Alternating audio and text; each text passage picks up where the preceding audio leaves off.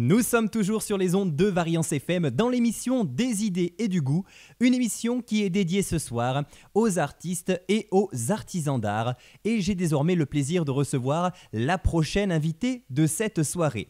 Elle s'appelle Sophie et elle va nous parler des poteries de Cueil. Bonsoir Sophie. Bonsoir Jérémy. On est ravis de vous avoir avec nous sur Variance FM, c'est un plaisir. Merci Jérémy également. Eh bien écoutez, en tout cas, j'ai plein de questions à vous poser sur ce que vous faites. Mais pour commencer, pourquoi avez-vous choisi de vous lancer dans la poterie ? Eh bien écoutez, j'ai découvert le travail de l'argile lorsque j'avais 20 ans. C'est en voyant un potier façonner sur son tour de potier une boule d'argile, façonner une pièce, un vase, je ne me rappelle plus à l'époque.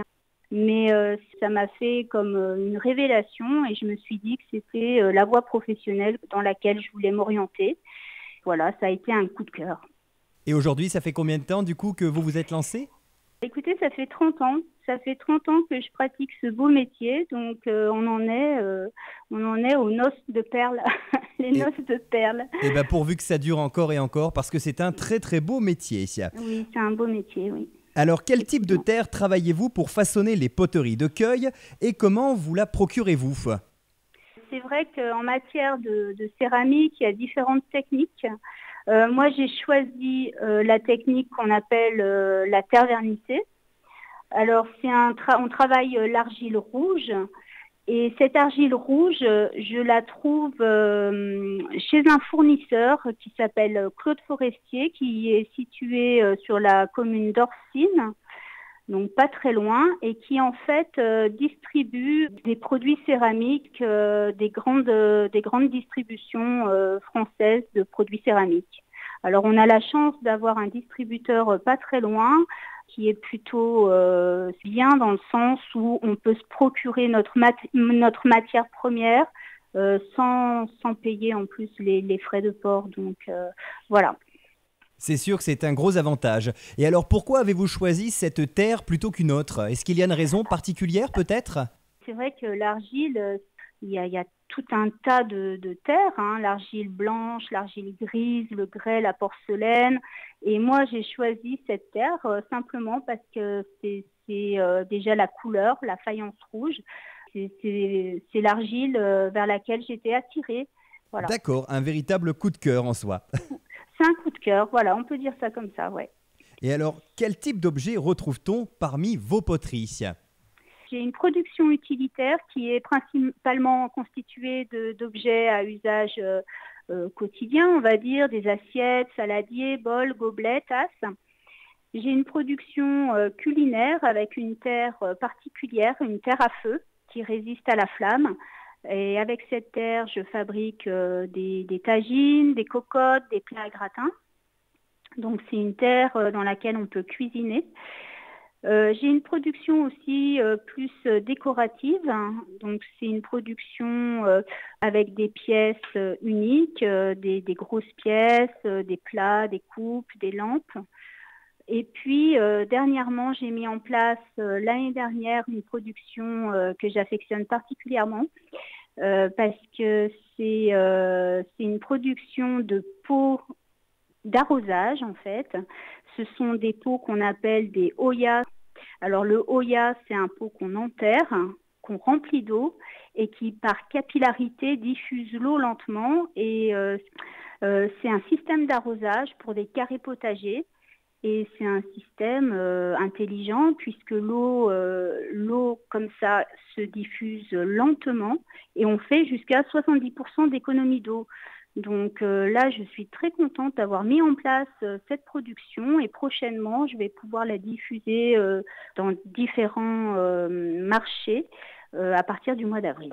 Voilà. D'accord, bah écoutez, vous venez de me faire découvrir quelque chose. Pour ma part, Oui. je ne connaissais pas du tout ça. Et en plus, on vient même de prendre un petit cours de jardinage grâce à vous, donc c'est parfait. Voilà.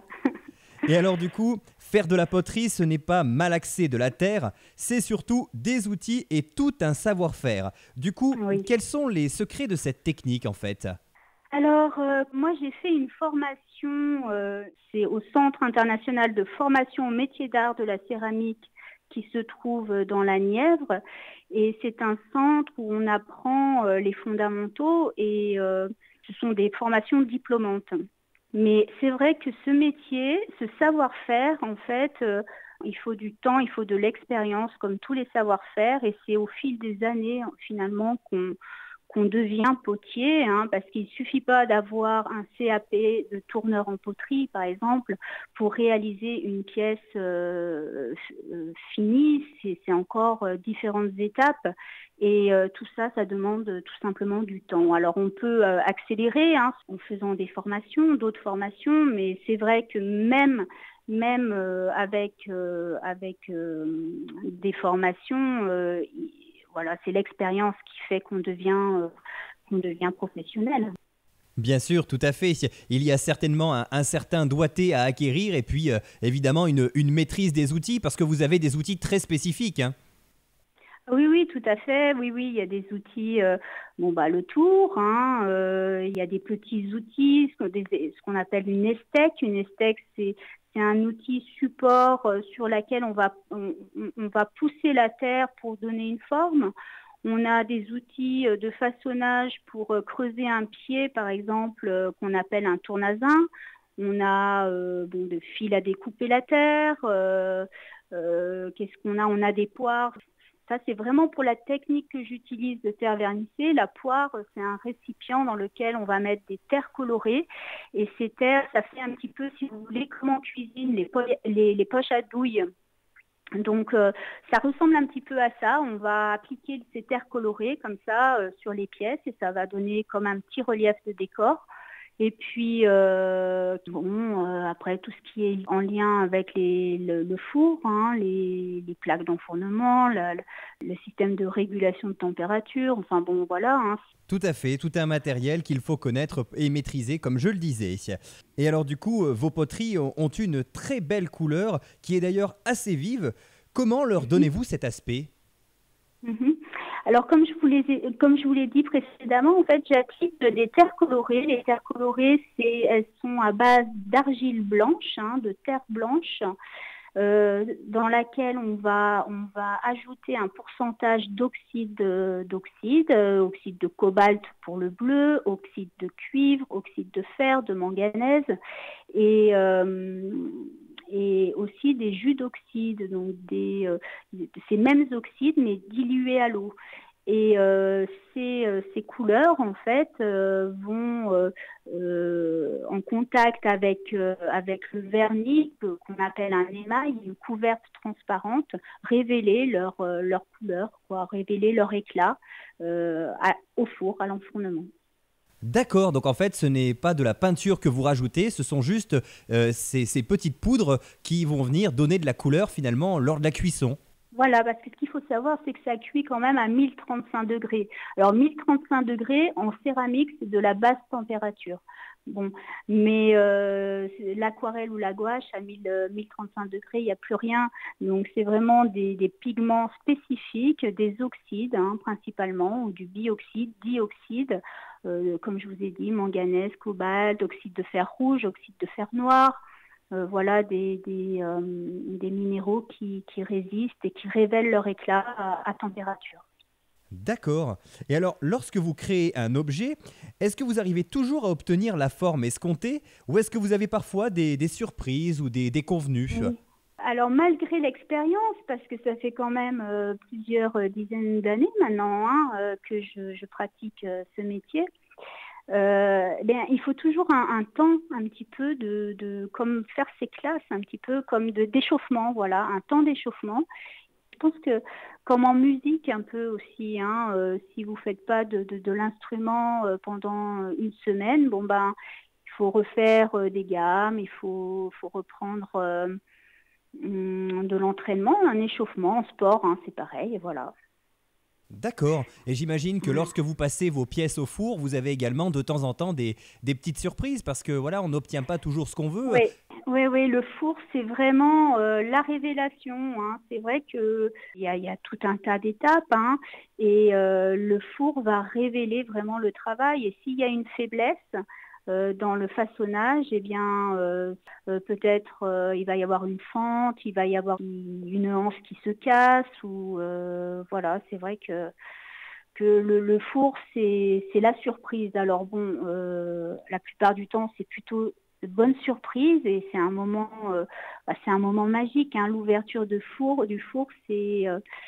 on sait à peu près avec le temps, on se dit tiens là ça devrait faire ça, mais à 5 degrés près, c'est différent. Donc c'est une surprise. À chaque fois, c'est une surprise. Et ça dépend du four. Tous les fours sont différents aussi. Il peut y avoir des fours avec des écarts de température plus ou moins importants selon le positionnement de la pièce, et ça fait une différence.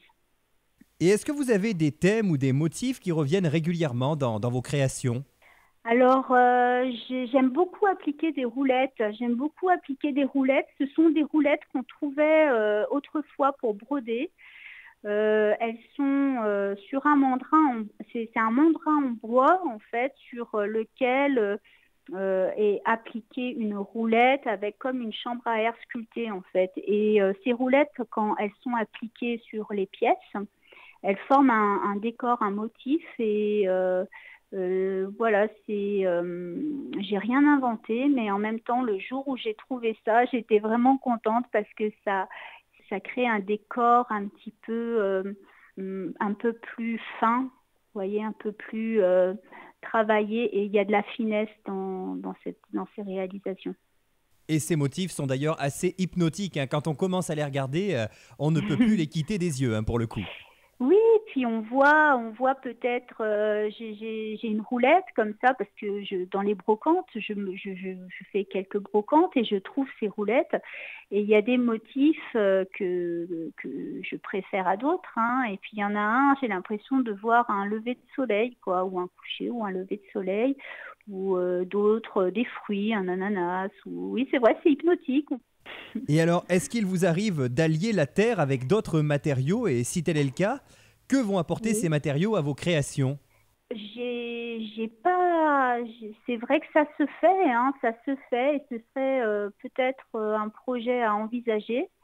D'ailleurs, j'ai quelqu'un qui m'a parlé de l'osier, hein, de peut-être mélanger terre et osier.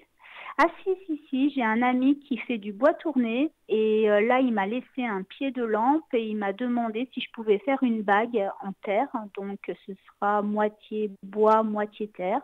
Et effectivement, ça c'est une collaboration intéressante et un partage, un échange riche.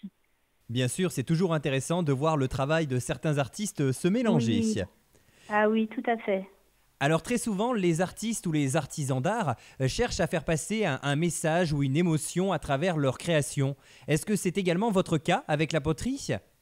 Moi, ce qui me touche particulièrement, c'est lorsque les personnes reviennent, et je leur demande toujours, vous utilisez les produits que vous avez achetés, les céramiques, et en fait, mon plus grand plaisir, c'est quand les personnes sont ravies. Oh oui, oui, oui, on utilise tous les jours, vraiment, on est content. Et moi, là, ça y est, moi, j'ai fait mon taf, hein. Je suis contente que mes pièces puissent apporter un petit bonheur, et puis un petit plaisir quotidien. Et je pense, je ne sais plus qui a dit que le beau est la nourriture de l'âme. Et effectivement, bon, je ne vais pas aller à dire avoir la prétention de dire que tout ce que je fais est beau, mais en tout cas, j'essaye d'y mettre mon cœur, et quand les personnes l'apprécient, ça me fait vraiment plaisir. Voilà. Eh bien ça se comprend, ça fait toujours plaisir d'avoir son travail qui est reconnu et surtout de Oui, voir que les gens aiment ce qu'on fait, ça c'est sûr. Eh bien écoutez, en tout voilà. cas, Sophie, on va devoir vous laisser parce que le temps passe Oui, malheureusement très très vite. Mais avant de vous oui, quitter, j'ai une dernière question à vous poser. Où peut-on vous retrouver? Est-ce que vous avez éventuellement une page oui, Facebook, un site internet, peut-être oui. même des lieux dans lesquels on pourra voir vos créations très prochainement? Oui, tout à fait. Alors j'ai une page Facebook Poterie de Cueil, hein, cette page que j'essaye d'alimenter avec les événements à venir. Et puis on peut retrouver mes produits sur place à Cueil, hein, à la boutique tous les week-ends et sur rendez-vous. Les mois de juillet, août et décembre, tous les jours, c'est ouvert de 10h à 18h. Et je proposerai des visites d'ateliers et comment on appelle, des démonstrations, voilà, gratuites, donc tous les jours de juillet, août, 9h, 10h. Sinon, je suis très heureuse de pouvoir exposer mes poteries à la boutique de curiosité que Gilles Brunel a créée et va ouvrir le 2 avril prochain. Je trouve son idée de boutique formidable et c'est un tremplin pour nous artisans créateurs. Il va exposer une vingtaine d'artisans et proposera des ateliers, d'ailleurs, modelage, lave-émaillé, bois. Donc ça, c'est à Châtel-Guyon, le 2 avril, boutique de curiosité. Ensuite, là, prochainement, je fais 2 foires aux plantes, 2 fêtes des plantes avec Léoya, donc les pots d'arrosage, le 6-7 avril à Janza et le 27-28 à Randan-Plan, manifestation. Je participe à un marché de potiers à Gouttières. Alors, ils ont changé un petit peu le concept. C'est sur une journée, le 30 juin, et il y aura moitié potier céramiste, moitié artisan d'art. En juin, les 2 premières semaines de juin, avec le collectif L'Art et la Matière, dont je fais partie, je participe à Sébaza Animation qui propose au parc Montgrou, dans la salle des expositions, le travail des différents participants du collectif. Et nous animons aussi des ateliers. J'amène mon tour de l'argile et je propose aux gens de s'essayer au tournage. Voilà.